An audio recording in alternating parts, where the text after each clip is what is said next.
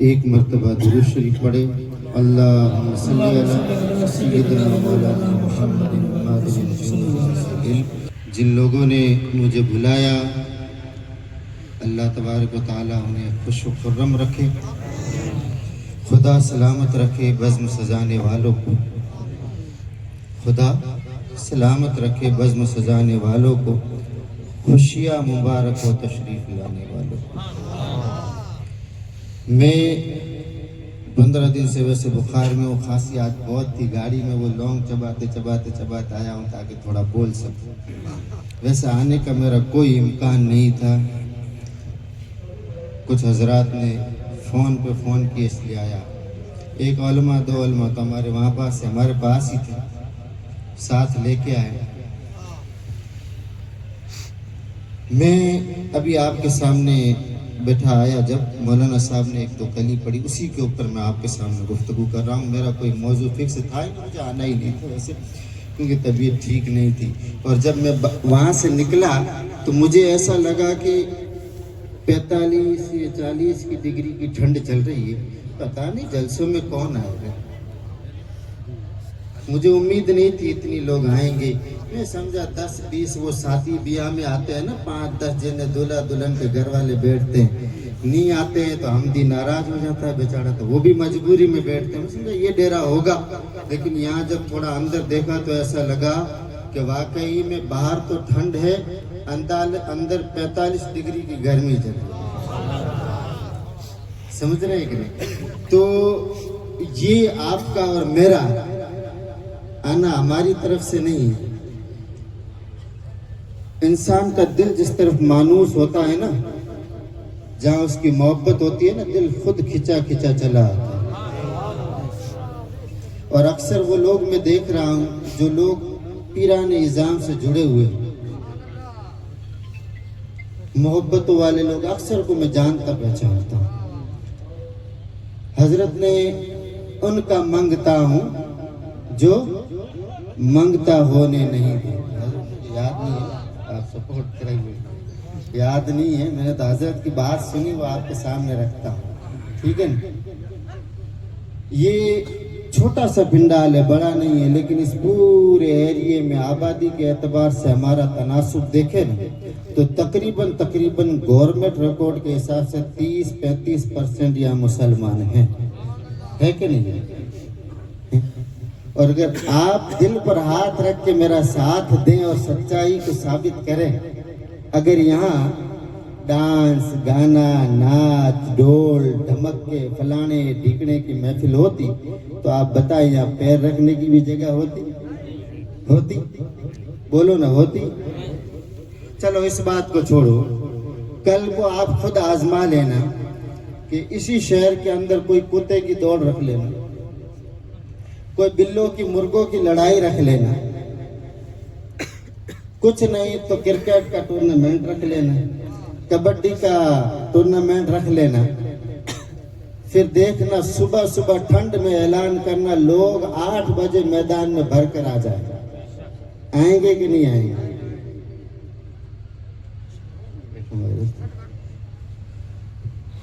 8 بجے آ جائیں گے کہ نہیں آ جائیں گے؟ یہ کیوں ہو رہا ہے؟ آپ خود اپنے آپ سے سوال کریں کہ آپ یہاں کیوں آئے. میں نے ایک وجہ بتا دی، اور کل اگر آپ یہ ساری چیزیں کریں تو بتائیں یہ 35% 40% یہاں جو مسلم آبادی ہے وہ آئے گی کہ نہیں آئے گی؟ اس میں آپ کو 10% 100% ملے گی. اور یہ حال کب سے ہوا ہے بتائیں؟ جب دہلی کے اندر مغل سامراجیہ کے دور میں ان کی ٹھنگ کے اوپر انگریزوں کا ڈنکا بولتا تھا تو حال کیا تھا ہمارا بتا؟ یہی حال تھا. مسلمان راتوں کو 12-12 1-1 2-2 بجے تک چائے کی ٹپریوں پہ، چوراہے پہ اپنا وقت ضائع کرتے تھے، اور خود بادشاہ وقت اپنے محلوں کے اندر کشتیاں 12-12 1-1 2-2 بجے تک لڑاتا تھا. اور ادھر دوسری طرف صبح اٹھنے کا وقت ہوتا تو بادشاہ وقت صبح 11-11 10-10 بجے تک اٹھتا تھا. اور ادھر انگریز صبح صبح فی الفور اٹھتے تہجد کے وقت اور اپنے دفاتر کے کام میں لگ جایا کرتے تھے۔ انگریزوں کو پتا تھا، ان کے دماغ میں فٹ تھا، انہوں نے ایسے ہی مسلمانوں کے اتنے بڑے سامراجیوں کو ختم نہیں کیا، انہوں نے اسلامی حکومت اور اسلامی تاریخ کو پڑھا۔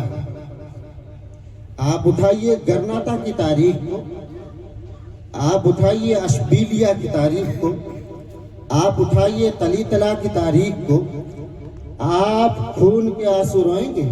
یہ اندلس مسلمانوں کا ملک تھا، یہ گرناتا حضور علیہ السلام کے عاشقوں کا دیش تھا۔ گرناتا کے اندر کسی غیر کی حکومت، کسی غیر کا قانون سوائے محمد مصطفیٰ کے قانون کے نہیں چلتا تھا۔ اگر کوئی محمد مصطفیٰ کے قانون سے ذرہ برابر بھی ہٹ کر سوچ لیتا تو اسے تختہ دار پہ لٹکا دیا جاتا۔ اتنے بڑے عاشق تھے گرناتا کے اندر۔ آپ کو پتا ہے وہ ملک آج لٹ گیا ہے، وہ شہر وہ خطہ ہم سے لٹ گیا ہے، اور اس کو لٹے کافی وقت ہو چکا ہے۔ اس کی وجہ کیا ہے؟ اس کی وجہ صرف یہ ہے جو میں نے ابھی آپ کے سامنے مختصر تاریخ کا ایک باب رکھا، دلی والا، کہ ہم صرف آج کی تاریخ کے اندر نام کے مسلمان رہ گئے۔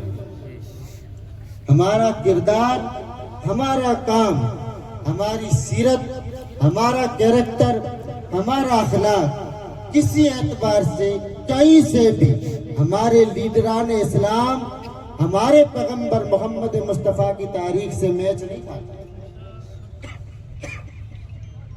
سمجھ رہے ہیں آپ کے نہیں؟ آج غیر ہماری عزتوں کو نوچ رہے ہیں، آج غیر اپنے آپ کو چمکانے کے لیے ہمارے ناموں کو فٹ بال کی طرف اچھالتے ہیں۔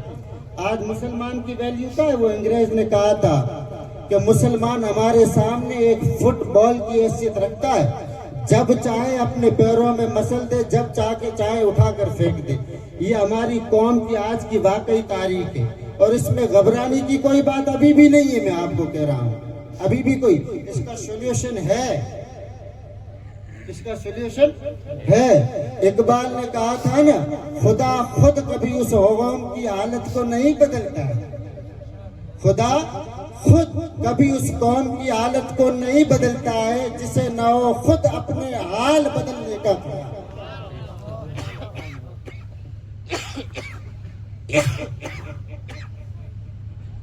آج مجھے یہ بتائیں، علماء کو گواہ کر کے بتائیں کہ آج کتنے لوگ اس جلسے میں اپنے آپ کو بدلنے آئے ہیں؟ کتنے لوگ آئے ہیں؟ میں ابھی بول رہا ہوں، آپ میری زبان کے چسکے لے رہے ہیں، آپ چاشنی لیں گے کہ پیر صاحب کتنا اچھا بولتے ہیں، کتنی مٹھاس ہے، کتنا مزہ آتا ہے پیر کی بولی میں۔ لیکن یاد رکھنا، کل قیامت کے دن اس پیر کا گریبان بھی اللہ کے حضور ہوگا، آپ کا گریبان بھی پکڑا جائے گا۔ آپ کیا سمجھتے ہیں یہ وقت ایسے ہی دے دیا اللہ رسول نے ہمیں؟ نہیں بابا، اس کا ایک ایک لمحہ، ایک ایک سیکنڈ، ایک ایک منٹ، ایک ایک گھنٹے کا حساب اللہ اور اس کے رسول کے سامنے قیامت کے دن ہوگا۔ آپ سوچیں، میں اگر خراب ہوں، میں اگر گٹکا کھاتا ہوں، میں اگر نالائق ہوں، کل کوئی مولوی یا آپ میں سے اٹھ کر میرے باپ نور محمد صاحب کو جا کے لونی شریف میں کہہ دے آپ کے بیٹے تو گٹکا کھاتے ہیں، آپ کے بیٹے تو ایسے بدماش ہیں، اور میرا باپ 10 لوگوں میں مجھے کھڑا کر کے کہے کیا تو گٹکا کھاتا ہے، آپ مجھے بتائیں میرے باپ پر اور میرے دل پہ کیا بیتے؟ اب یہ جو ہماری زندگی ہے نا، جسے ہم ضائع کر رہے ہیں ایک ایک سیکنڈ، یہ زندگی ہماری نہیں ہے، یہ کسی کے مرہون منت ہے، یہ کسی کا احسان ہے ہم پر، سمجھے کہ نہیں؟ یہ کسی کا احسان ہے ہم پر۔ وہ تاج الشریعہ نے کہا تھا، زندگی کسی کی کسی کے لیے نہیں ہے، زندگی کسی کی کسی کے لیے نہیں ہے، یہ زندگی نبی کی نبی کے لیے ہے۔ سبحان اللہ، سبحان اللہ۔ لوگ مرتے ہیں خود اپنی خودی کے لیے، ہمارا جینا مرنا نبی کے لیے۔ سبحان اللہ سبحان اللہ۔ بتائیں یہ زندگی نبی کے نام نہیں ہے؟ ہم نے کیا دیا ہے آج تک اپنے نبی کو؟ ہم نے کیا دیا ہے اپنے نبی کے دین کو؟ ہم نے کیا دیا ہے اپنے نبی کی شریعت کو؟ ہم نے کیا دیا ہے ان اولیاء کو؟ ہم اولیاء کا محبت کا دم بھرتے، اولیاء سے وفا کا وعدہ کرتے۔ مجھے بتاؤ کوئی ایک شخص اٹھ کر کھڑا ہو کے بتائے کہ واقعی میں میری زندگی عاقل شاہ کے طریقے پہ؟ کوئی ایک انسان بتائے۔ اتنے لوگ ابھی 6 رجب کے اندر کروڑوں لاکھوں کی تعداد میں اجمیر کی گلی میں پیر رکھنے کی جگہ نہیں تھی، پرشاسن تنگ آ چکا تھا، اتنی بھیڑ کہاں سے آئی؟ لیکن کوئی ایک کہہ دیتا کہ نہیں میں واقعی میں خواجہ کے طریقے اور سیرت میں زندگی گزارتا ہوں، کوئی ایک نہیں کہہ سکتا ہے۔ سمجھ رہے ہیں آپ؟ نہ ہماری تعلیم نبی کے تعلیم پر، نہ ہمارا کردار نبی کے کردار پر، نہ ہماری زندگی نبی کی زندگی پر، نہ ہمارا طریقہ نبی کے طریقے پر، تو پھر ہم مسلمان کس حیثیت سے؟ ہم مسلمان کس حیثیت سے؟ آپ مجھے دیکھیں تھوڑی دیر کے لیے، میں دیکھو میں چھاتی دبی کھاؤں کھاؤں کر کے بولتا ہوں تو بھی آپ تھوڑی دیر سمجھ، زیادہ نہیں درود شریف پڑھو۔ سمجھتے ہیں یہ زندگی فوکٹ کی زندگی ہے؟ کیا کامیابی یہ وقت گزارنے میں لگی ہوئی ہے؟ کیا کامیابی آپ کیا سمجھتے؟ مال دولت پیسے کماؤ تو کامیاب ہو جائیں گے، عزت کماؤ تو کامیاب ہو جائیں گے، شہرت کماؤ تو کامیاب ہو جائیں گے، دولت کماؤ تو کامیاب ہو جائیں گے؟ نہیں، اگر دولت کمانے میں بھی کامیابی ہوتی تو سب سے زیادہ دولت قارون کے پاس تھی جو آج بھی دسا جا رہا ہے۔ اگر حکومت اور سلطنت میں کامیابی ہوتی تو فرعون اور نمرود کامیاب ہوتے۔ اگر عزت اور شہرت میں کامیابی ہوتی تو دنیا کا سب سے بڑا جانکار محمد مصطفیٰ کا ابو جہل کہلاتا۔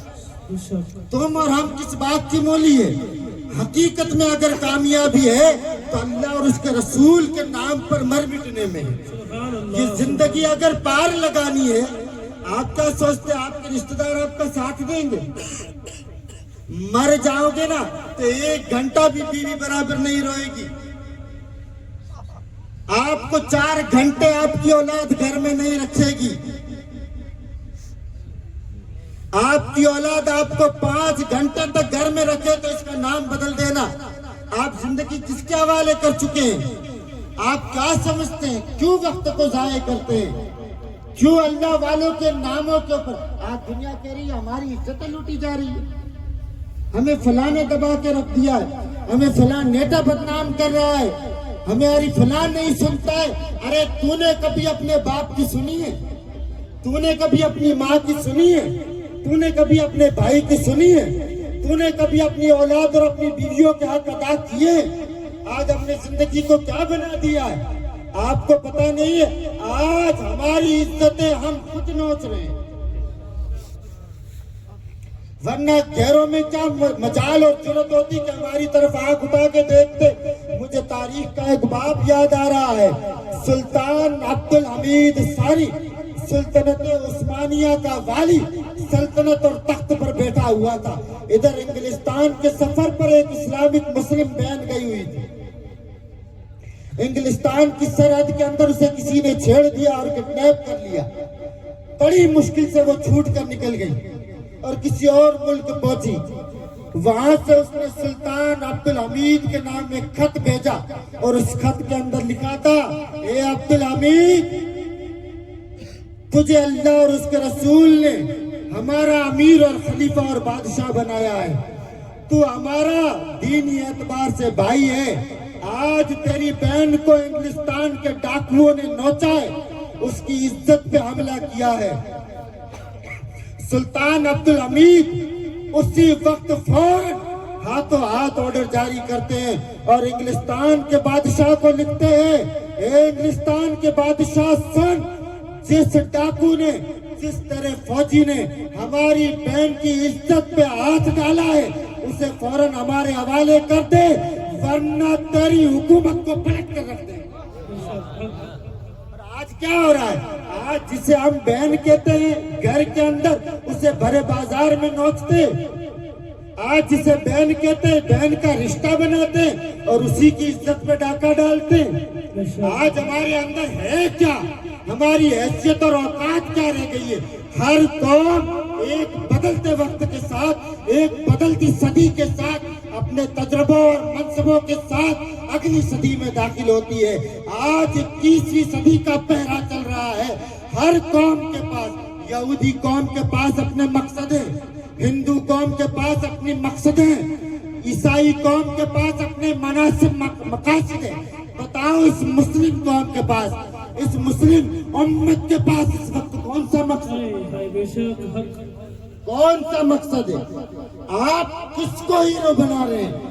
आप किसको मानने में लगे हुए हैं? आपके हीरो वो नहीं है जो 10 रुपए के पर्स पर आपके सामने फोटो में चमक रहे होते हैं। आपके हीरोइन वो नहीं है जो 10 रुपए के पर्स में 5 रुपए की फोटो के क्लिप पर आपके पिछवाड़े में पर्स के अंदर दबे हुए होते हैं। आपको पता है आपका हीरो वो है जिसके बारे में ऋग्वेद के मंत्र के अंदर खुलासा हुआ है, प्रिमाता सूर्य ईमानजनी।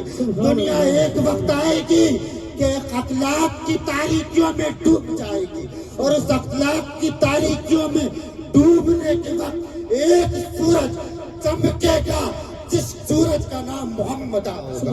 नारे तकबीर, नारे रिसालत। आपके हीरो ये नहीं है जो पर्स में है, आपका हीरो वो है जो मदीने की सरजमी पे आराम कर रहा है। आपका हीरो है जिसके बारे में मेरे आका मोहम्मद मुस्तफा ने फरमाया था, अगर मोमिन हो तो मेरी उम्र जैसा। उमर कौन? उमर वो जिसकी हुकूमत के अंदर और जिसकी मौजूदगी के अंदर गैर तो गैर शैतान भी मदीने की गलियों में पर नहीं। वाह वाह वाह, सुभान अल्लाह। की हुकूमत है। उमर की हुकूमत के अंदर मदीने के जंगलों में आग लग गई। लोग दौड़े दौड़े आए, का उमर तेरी हुकूमत और मदीने के जंगलों में आग, वो भी जहन्नमी आग। उमर ने कहा ये उमर सच्चा है तो आज फैसला हो जाएगा, ये उमर जन्नती है तो आज फैसला हो जाएगा। का उमर बातें बाद में करना, पहले सबब हाल पेश करो। उमर ने न घर की तरफ दौड़ लगाई न मस्जिद की तरफ भागे। उमर ने फौरन अपना कुर्ता उतारा और उसको दे दिया कासिद को। कहा ये कुर्ता ले जा और मदीने की जंगलों में लगी आग के सामने ये कुर्ता लहरा देना और कह देना, ए आग अगर गलत तरीके से लगी है तो ये उमर कयामत के दिन तेरी पकड़ करेगी। सुभान अल्लाह, नारे तकबीर।